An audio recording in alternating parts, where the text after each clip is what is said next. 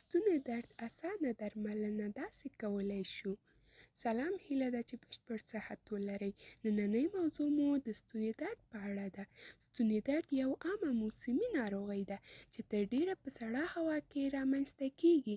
پکې د ستوني درد، ستوني تخریش، اثرات البلوع، تبه، ځان درد، تناسلونو پړسېدل او ځینې وخت له پوره اوبو تللو او ټوخی هم ورسره وي. ستوني درد ولې رامنځته کیږي؟ زکام او سرماخوردګي، وچه هوا، باکتریا، سګرټ څښل، ستوني زخمي کېدلو له امله رامنځته کیږي. همدارنګه ځینې نباتاتو سره حساسیت درلودل چې دا د پوزې اوبه پیدا کوي او دا اوبه چې ستوني ته ښکته شي نو هم ستوني درد پیدا کوي. ستوني درد دوه ډوله دی. یو، باکتریایي ستوني درد هغه دی چې پکې شدیده تبه، ستوني درد، تانسل پړسېدل، سردردي، اشتها کمېدل، اثرات البلوع پکې شامل وي. دا په انټي بیوټیک تطبیق سره ښه کېږي.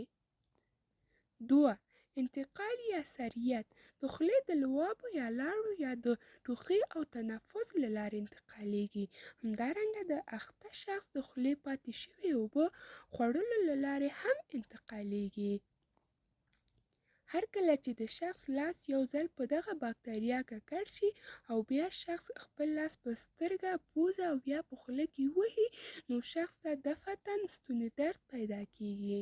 معاینات یا تشخیص: د تشخیص لپاره په ستوني کې د تالونو سوروالی، په تالو سپین پوډر رنګه مواد موجودیت، د ځینې لاندې تانسلونو یا بغوت کتل چې پړسېدلي وي. تشخیص پکې اثرات البلوع لري، حتی تنفس په اسانۍ نشي کولی. کورنۍ درملنه: ډېرې کورنۍ دواګانې لري. یو، په چای یا جوشې اوبو کې یو لیمو واچوئ او بیا یې وڅښئ. دوه، پاراسټامول وخورئ. درې، په نیم ګیلاس اوبو کې نیمه قاشوغه مالګه واچوئ او بیا سهار او ماښام یې غړغړه کړئ. څلور، یو ګیلاس ګرمو اوبو کې یو یا دوه قاشقه د مڼې سرکه واچوئ او بیا سهار او ماښام یې غړغړه کړئ. طبي درملنه: د باکتریایي ستوني درد لپاره بهترینه دوا پنسلین او اموکسیلین دی.